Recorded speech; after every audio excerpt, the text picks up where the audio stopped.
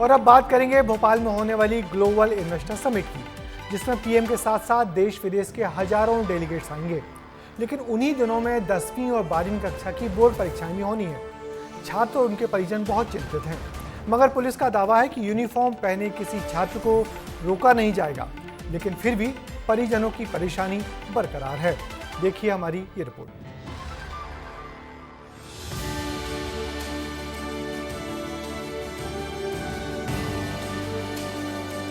राजधानी सज रही है क्योंकि 24 और 25 फरवरी को ग्लोबल इन्वेस्टर समिट होना है।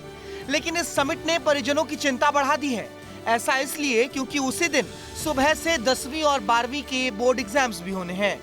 पुलिस का दावा है कि यूनिफॉर्म पहने किसी छात्र को नहीं रोका जाएगा, लेकिन फिर भी परिजनों की परेशानी बरकरार है।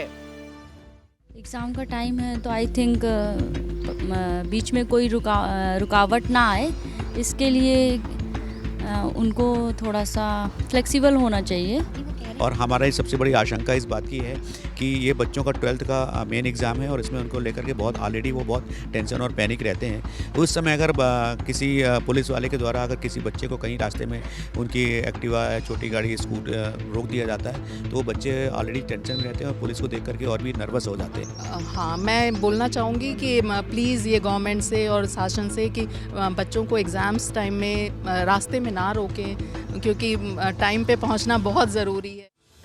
दरअसल इस समिट के कारण विदेशों से हजारों की संख्या में उद्योगपति, प्रधानमंत्री मोदी समेत कई राजनीतिक हस्तियां भोपाल आ रही हैं।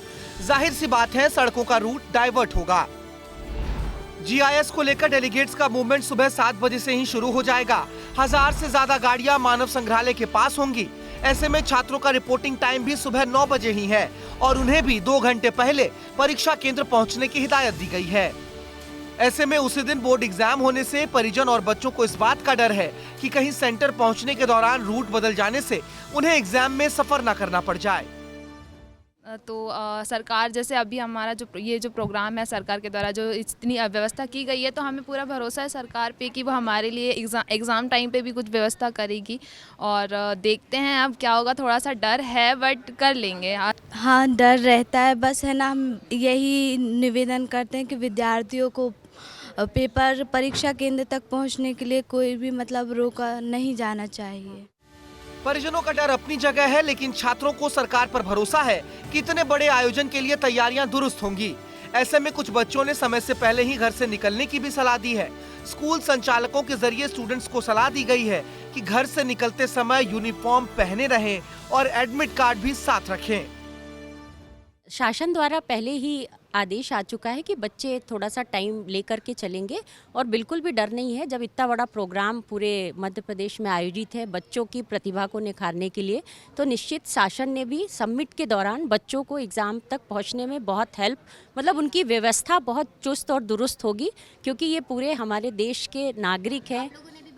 बिल्कुल अवेयर किया और बच्चे हमेशा अपने 1 घंटे पहले से निकलते थे, थोड़ा सा और आधे घंटे और टाइम लेकर के चलेंगे। और ये हमारे मध्य प्रदेश के लिए बहुत गौरव की बात है कि समिट हो रही है।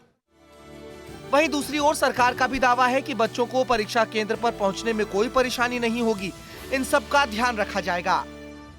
मुझे बताते हुए खुशी है कि माननीय मुख्यमंत्री जी के स्पष्ट निर्देश हैं और हमारे चीफ सेक्रेटरी अनुराग जैन साहब ने अलग से इस बात के लिए ताकीद किया है कि किसी भी तरह से हमारे जो बोर्ड एग्ज़ाम्स चल रहे हैं, बच्चों के किसी भी तरह के एग्ज़ाम्स हैं, उनके एग्ज़ाम में रूट के कारण व्यवधान नहीं होगा। और हमारे प्रधानमंत्री जी स्वयं इस बात को लेकर बहुत संजीदा रहते हैं और उनका मन का भाव भी है कि हमारे बच्चे ही हमारे गौरव हैं। उनको किसी तरह का कोई उनके एग्ज़ाम्स में या उनकी डेली रूटीन एक्टिविटीज़ में दखल ना हो, तो हमारी प्राथमिकता में हो, बच्चों को परेशानी नहीं होगी। परीक्षा देने जा रहे किसी भी छात्र को प्रधानमंत्री के आने से 5 मिनट पहले तक नहीं रोका जाएगा। यानी अगर कोई बच्चा एग्जाम सेंटर पहुंचने के लिए सही समय पर निकलेगा तो उसे किसी भी तरह की परेशानी नहीं होगी। विस्तार न्यूज के लिए भोपाल से रंजना दुबे की रिपोर्ट। आमतौर पर ऐसे वीवीआईपी मूवमेंट पर पुलिस और सुरक्षा कर्मी कुछ भी सुनना बर्दाश्त नहीं करते। जनता की सारी गुहार अनसुनी कर देते हैं। ऐसे में परिजनों की चिंता बहुत वाजिब है, मगर यदि पुलिस के आला अफसर इस मामले में अपने मातहतों को साफ साफ निर्देश देंगे तो उम्मीद है विद्यार्थियों की परेशानी कम होगी।